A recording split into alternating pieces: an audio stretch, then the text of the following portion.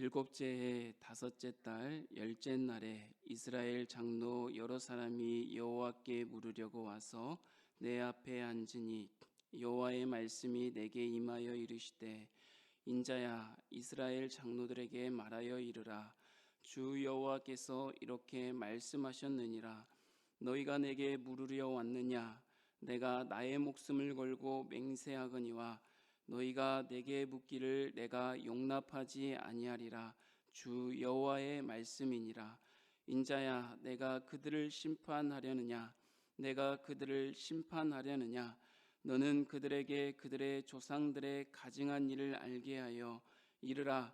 주 여호와께서 이같이 말씀하셨느니라. 옛날에 내가 이스라엘을 택하고 야곱 집의 후예를 향하여 내 손을 들어 맹세하고 애굽 땅에서 그들에게 나타나 맹세하여 이르기를, 나는 여호와 너의 하나님이라 하였노라. 그날에 내가 내 손을 들어 그들에게 맹세하기를, 애굽 땅에서 인도하여 내어 그들을 위하여 찾아두었던 땅, 곧 젖과 꿀이 흐르는 땅이요 모든 땅 중에 아름다운 곳에 이르게 하리라 하고, 또 그들에게 이르기를, 너희는 눈을 끄는 바 가증한 것을 각기 버리고 애굽의 우상들로 말미암아 스스로 더럽히지 말라. 나는 여호와 너희 하나님이니라 하였으나 그들이 내게 반역하여 내 말을 즐겨 듣지 아니하고 그들의 눈을 끄는 바 가증한 것을 각기 버리지 아니하며 애굽의 우상들을 떠나지 아니하므로 내가 말하기를, 내가 애굽 땅에서 그들에게 나의 분노를 쏟으며 그들에게 진노를 이루리라 하였노라. 그러나 내가 그들이 거주하는 이방인의 눈 앞에서 그들에게 나타나 그들을 애굽 땅에서 인도하여 내었나니 이는 내 이름을 위함이라. 내 이름을 그 이방인의 눈 앞에서 더럽히지 아니하려고 행하였음이라. 그러므로 내가 그들을 애굽 땅에서 나와서 광야에 이르게 하고 사람이 준행하면 그로 말미암아 삶을 얻을 내 율례를 주며 내 규례를 알게 하였고, 또 내가 그들을 거룩하게 하는 여호와인 줄 알게 하려고 내 안식일을 주어 그들과 나 사이에 표징을 삼았노라. 그러나 이스라엘 족속이 광야에서 내게 반역하여 사람이 준행하면 그로 말미암아 삶을 얻을 나의 율례를 준행하지 아니하며 나의 규례를 멸시하였고 나의 안식일을 크게 더럽혔으므로 내가 이르기를, 내가 내 분노를 광야에서 그들에게 쏟아 멸하리라 하였으나 내가 내 이름을 위하여 달리 행하였나니 내가 그들을 인도하여 내는 것을 본 나라들 앞에서 내 이름을 더럽히지 아니하려 하였음이로라. 또 내가 내 손을 들어 광야에서 그들에게 맹세하기를, 내가 그들에게 허락한 땅, 곧 젖과 꿀이 흐르는 땅이요 모든 땅 중에 아름다운 곳으로 그들을 인도하여 드리지 아니하리라 한 것은, 그들이 마음으로 우상을 따라 나의 규례를 업신여기며 나의 율례를 행하지 아니하며 나의 안식일을 더럽혔음이라. 그러나 내가 그들을 아껴서 광야에서 멸하여 아주 없이 하지 아니하였노라. 내가 광야에서 그들의 자손에게 이르기를, 너희 조상들의 율례를 따르지 말며 그 규례를 지키지 말며 그 우상들로 말미암아 스스로 더럽히지 말라. 나는 여호와 너희 하나님이라. 너희는 나의 율례를 따르며 나의 규례를 지켜 행하고 또 나의 안식일을 거룩하게 할지어다. 이것이 나와 너희 사이에 표징이 되어 내가 여호와 너의 하나님인 줄 너희가 알게 하리라 하였노라. 그러나 그들의 자손이 내게 반역하여 사람이 지켜 행하면 그로 말미암아 삶을 얻을 나의 율례를 따르지 아니하며 나의 규례를 지켜 행하지 아니하였고 나의 안식일을 더럽힌지라. 이에 내가 이르기를, 내가 광야에서 그들에게 내 분노를 쏟으며 그들에게 내 진노를 이루리라 하였으나 내가 내 이름을 위하여 내 손을 막아 달리 행하였나니 내가 그들을 인도하여 내는 것을 본 여러 나라 앞에서 내 이름을 더럽히지 아니하려 하였음이로라. 또 내가 내 손을 들어 광야에서 그들에게 맹세하기를 내가 그들을 이방인 중에 흩으며 여러 민족 가운데 해치리라 하였으나 이는 그들이 나의 율례를 행하지 아니하며 나의 율례를 멸시하며 내 안식일을 더럽히고 눈으로 그들의 조상들의 우상을 사모함이며 또 내가 그들에게 선하지 못한 율례와 능히 지키지 못할 규례를 주었고 그들이 장자를 다 화제로 드리는 그 예물로 내가 그들을 더럽혔음은 그들을 멸망하게 하여 나를 여호와인 줄 알게 하려 하였음이라. 아멘.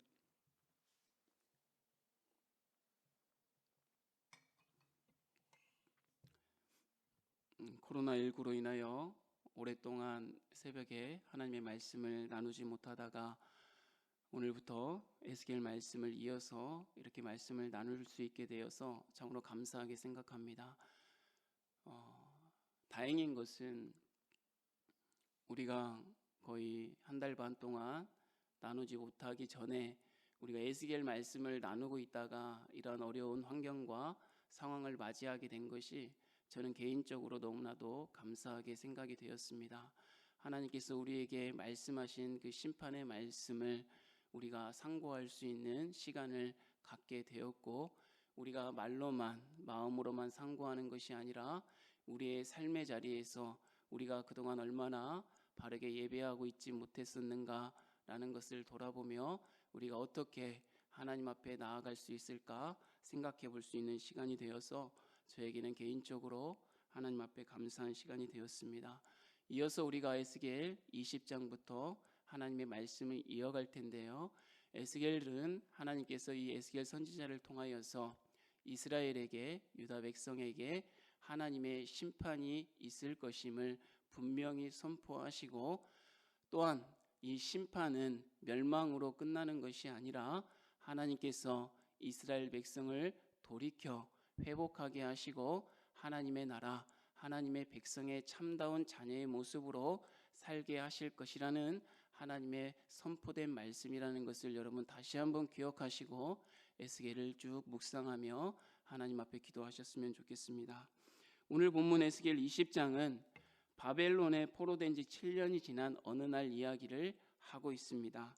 어느 날 이스라엘 종교 지도자들, 장로들이 선지자 에스겔에게 찾아와서 하나님의 도우심을 간청하며 묻고 있는 모습으로 시작합니다. 그러나 하나님께서는 이스라엘 장로들, 이스라엘의 종교 지도자들이 에스겔에게 하나님의 뜻을 물었을 때 하나님은 대답하지 않으시고 오히려 하나님의 뜻을 밝히시기를 거부하며 심판의 메시지를 다시 한번 에스겔을 통하여서 주고 있는 모습을 볼 수 있습니다. 그래서 전반부에는 이스라엘에게 심판을 내리는 당위성에 대해서 다시 한번 분명히 이야기하고 하지만 후반부에는 하나님께서 이스라엘을 어떻게 다스리고 계신지, 어떻게 다스릴 것인지, 그리고 예배를 어떻게 회복하여 하나님이 이스라엘 백성들, 저와 여러분을 다시 받으실 것인지 말씀하고 있는 내용입니다. 오늘 장로들이 에스겔을 찾아온 이유가 본문에는 명시적으로 분명하게 나타나 있지 않습니다. 그러나 시대적인 상황을 볼 때 이 시기가 2차 포로로 인하여서 여호와긴 왕과 에스겔과 백성들이 바벨론으로 포로로 잡혀간 상황에서 장로들이 7년이 지난 상황에서 묻고 있는 것을 볼 때 장로들은 아마 이러한 물음을 에스겔을 통하여서 하나님께 물었을 것입니다. 이 포로된 이 상황이 언제 끝날 것인지, 이스라엘이 지금 포로로 잡혀왔는데 언제 회복될 것인지, 이 문제가 어떻게 해결될 것인지를 아마 물었을 것입니다. 근데 하나님께서는 이스라엘 장로들에게 하나님의 뜻을 밝히기를 거부하시면서 어떻게까지 말씀하시냐면 나의 삶을 걸고 맹세하여 말하지 않겠다고 말씀합니다. 왜냐하면 하나님은 이미 에스겔 선지자를 통하여서 심판의 말씀을 계속적으로 전했는데 장로들은 듣지 아니하고 자기들의 생각에 어떻게 하면 이러한 포로된 문제들이 해결될 것인가 다시 한번 해결해 주시면 좋지 않겠느냐라며 하나님 앞에 묻고 있었던 것입니다. 그들은 포로 생활을 하고 있는 중에서도 예루살렘에서 하나님의 말씀을 거역하고 반역하고 우상 숭배했던 것처럼 포로 생활을 하면서도 하나님 앞에 우상 숭배하면서 하나님의 뜻을 이렇게 묻고 있었던 것입니다. 사랑하는 성도 여러분, 여러분이라면 그러한 장로들 앞에서 하나님의 뜻을, 여러분의 뜻을 알게 하겠습니까? 하나님은 밝히기를 거부하시는 것입니다. 하나님은 마음의 중심을 모두 아시는 분이십니다. 그렇기에 하나님은 자기 백성들의 마음이 온전히 자신과 하나 되기를 원합니다. 두 마음으로 나누어져서 한쪽으로는 하나님을 섬긴다고 하고 한쪽으로는 우상을 향하는 것을 하나님은 원치 않으시는 것입니다. 하나님은 예수 그리스도 안에서 우리를 택하시고 부르시고 자녀 삼았습니다. 그런데 그 자녀된 우리들이 한쪽으로는 하나님을 향하여 기도한다, 말씀을 듣는다, 예배한다 하면서 다른 한쪽으로는 우상을, 갖가지 모습의 우상을 섬기며 살아간다면 하나님께서는 우리의 기도를 듣지 아니하시고 우리의 기도에 응답하지 않으실 것입니다. 사랑하는 성도 여러분, 하나님의 말씀을 가볍게 여기지 않았으면 좋겠습니다. 하나님께서는 이스라엘이 돌아오기를 그토록 기다리고 간절히 참고 인내하셨지만 그들이 돌아오지 않자 하나님은 분명하게 심판의 메시지를 전하고 있는 것입니다. 여러분 생각해 보십시오. 우리에게 하나님이 이 아침에 심판의 말씀을 전한다면 우리에게 필요한 것은 무엇이겠습니까? 이스라엘이 자신들의 죄를 회개하고 돌이켜 하나님을 한 마음으로 온전히 섬기는 것이 심판 앞에서 백성들이 취해야 될 당연한 행동 아니겠습니까? 그러나 이스라엘은 어떻게 했습니까? 이스라엘을 대표하는 별명이 뭐라고 했습니까? 목이 곧은 백성이라고 했습니다. 하나님 앞에 반역하고 불순종하며 우상을 숭배하며 갖가지 행음하며 살아가면서 하나님을 섬긴다 하는 반역하는 족속이었습니다.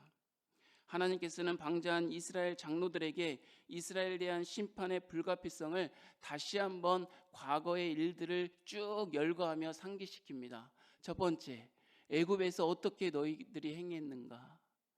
애굽에서 어떻게 행했습니까? 하나님을 원망하고 불평하고 행하지 않았습니까? 근데도 하나님께서는 이스라엘 백성을 택하여 애굽에서 출애굽할 수 있도록 인도하셨습니다. 갖가지 모습으로 인도하셨습니다. 인도하였더니 광야에서는 어떻게 했습니까? 광야에서 또한 원망과 불평하며 금송아지를 만들며 우상 숭배하지 않았습니까? 하나님이 십계명의 말씀도 주고 하나님의 안식일을 기억하여 거룩하게 지키라 말씀하셨는데도 우상을 숭배하는 족속 아니었습니까?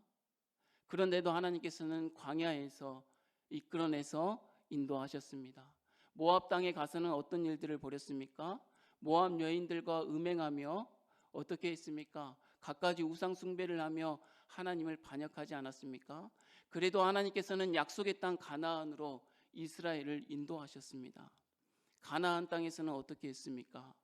가나안의 그 우상들을 섬기지 말아야 된다, 다 진멸해야 된다라고 말씀했는데도 갖가지 우상들, 보기에 좋은 것들을 취하며 진멸하지 아니하고 갖가지 자기에게 유익한 것들을 취하며 우상 숭배하며 살지 않았습니까? 이러한 오랜 역사를, 반역하는 역사를 하나님께서는 상기시키며 너희가 이렇게 우상 숭배하며 나를 떠나 살며 나의 말씀을 떠나 살며 안식일을 거룩하게 지켜 행하지 아니하며 살았음을 다시 한번 상기시키며 심판의 당위성에 대해서 말씀하고 계시는 것입니다. 우리 29절인데요. 한번 찾아서 읽어봤으면 좋겠습니다. 20장 29절 시작. 이에 내가 그들에게 이르기를 너희가 다니는 산당이 무엇이냐 하였노라. 그것을 오늘까지 바마라 일컫느니라. 여러분, 산당은 히브리어로 바마입니다. 가다 오다를 뜻하는 바와 무엇을 뜻하는 말을 합한 소리입니다. 따라서 이게 무슨 뜻이겠습니까? 바마가 무엇을 하러 오고 가느냐라는 뜻 아니겠습니까? 산당에 가서 열심히 우상 숭배하는 이스라엘에게 이렇게 말씀하고 있는 겁니다. 너희들 산당을 다니면서 대체 뭘 하려고 이렇게 오고 가고 있느냐라고 묻고 있는 거 아니겠습니까? 사랑하는 성도 여러분, 저와 여러분은 무엇을 하기 위해 이렇게 오고 가고 있습니까? 이 아침에 여러분 무엇을 하려고 이 기도의 자리에 오고 가고 있습니까? 하나님을 영화롭게 하기 위해서입니까? 아니면 저와 여러분의 만족을 위해서입니까? 웨스트민스터 교리문답의 제1문답이 사람의 제일 되는 목적이 무엇인가? 라고 물을 때 무엇라고 했습니까? 제일 되는 목적을 하나님의 영광을 위한 삶이라고 하지 않았습니까? 근데 여러분, 저희들은 무엇을 하며 이곳을 오고 가고 있습니까? 무엇을 위하여서 여러분의 가정을 오고 가고 있으며 여러분의 일터를 오고 가고 있으며 여러분의 사랑하는 교회를 오고 가고 있습니까? 이스라엘처럼 반역하는 족속이 되어서 우상 숭배하려고 오고 가는 일이 없었으면 좋겠습니다. 하나님은 그것을 무엇보다도 싫어하시는 것입니다. 사랑하는 성도 여러분, 종노릇하던 이스라엘처럼 두 마음을 품지 않기를 원합니다. 오직 한 마음으로 하나님을 따르며 섬기는 삶이 되기를 원합니다. 세상의 목소리를 따르지 않고 하나님의 목소리, 곧 하나님의 말씀대로 우리의 삶을 돌이키는 삶을 살기를 바랍니다. 우리의 만족과 유익을 위하여 산당으로 다니며 우리의 욕망을 투사하는 삶이 아니라 하나님이 우리를 부르신 목적을 깨닫고 그분의 뜻 안에서, 말씀 안에서 우리의 삶을 살아낼 수 있기를 원합니다. 하나님은 이러한 심판의 말씀을 통하여서도 마지막에 놓지 아니하는 말씀을 꼭 이어서 우리에게 들려주십니다. 이 흩어졌던 이스라엘 백성을 다시 모으고 다시 인도하여 하나님의 거룩함을 드러내시겠다 말씀하고 있습니다. 사랑하는 성도 여러분, 심판의 말씀이 우리 앞에 있는 이유는 우리를 진멸시키시고 멸망시키시려고 하시는 하나님의 뜻이 아니라 우리를 회복시키시고 돌이키시고 다시금 진정한 하나님 앞에 진정으로 감사함으로 기쁨으로 예배하는 저와 여러분이 되게 하기 위하여 오늘도 하나님께서는 우리에게 심판의 말씀을 전해주시는 것입니다. 그런데 사람들은 잘못 생각하고 있는 것이 있습니다. 사람들이 이러한 말을 많이 합니다. 고생 끝에 뭐가 온다고 합니까? 낙이 온다. 고생 끝에 기쁨이 온다고 말합니다. 그러나 그것은 여러분 착각입니다. 고생의 기간이 행복의 기간을 말하지 않습니다, 여러분. 진정으로 행복하기 위해서는 고생의 기간 동안 정말 자신을 돌아보고 자신을 죄에서 돌이켜 하나님께 나아갈 때 이 고생의 기간이 정말 하나님의 행복의 기간이 될 수 있는 것입니다. 정말 고생 끝에 낙이 오려면 그 고생이 고생으로 끝나버리도록 내버려 두지 말고 고난이 되게 해야 되는데, 그 고난은 저는 이렇게 생각합니다. 방금 이야기했듯이 고난의 기간 동안 자신을 돌이키고 자신을 다시 한번 하나님 앞에 세워나갈 때 이 고난의 기간이 우리에게 행복을 줄 것이라고 저는 생각합니다. 그래서 성경은 이렇게 기록하지 않았습니까? 현재의 고난은 장차 올 영광과 좋게 비교할 수 없도다. 사랑하는 성도 여러분, 저와 여러분 앞에 어려움이 있고 힘듦이 있고 정말 막막한 장벽이 있을 때 정말 그것이 고생으로 끝나지 않으려면 하나님의 말씀을 붙들고 이 아침에 자기 자신을 하나님 앞에 있는 모습으로 나아가 우리의 죄를 돌이키고 우리의 불순종하고 반역했던 삶을 돌이킬 때 정말로 행복한 삶, 정말 그 무엇과도 비교할 수 없는 영광스러운 삶이 되어질 줄 믿습니다. 심판의 메시지 앞에서 주저하지 마시고 우리의 모습을, 모든 것을 다 아시는 하나님 앞에 내려놓고 기도함으로 나아갈 때 진정으로 우리의 고난이 기쁨이 되고 심판이 다시 회복의 말씀으로 우리의 자녀와 우리의 가정과 우리의 일터와 우리의 교회가 다시 한번 하나님 앞에 기쁨과 감사함으로 예배할 수 있을 줄 믿습니다. 다 함께 기도하도록 하겠습니다. 하나님 아버지, 감사합니다. 우리에게 심판의 말씀을 주시는 것은 우리를 진멸하고 멸망시키시려는 것이 아니라 우리가 죄에서 돌이키고 회복하여 다시금 하나님 앞에 진정으로 감사함으로 기쁨으로 예배할 수 있도록 인도하여 주시기 위함임을 다시 한번 상고합니다.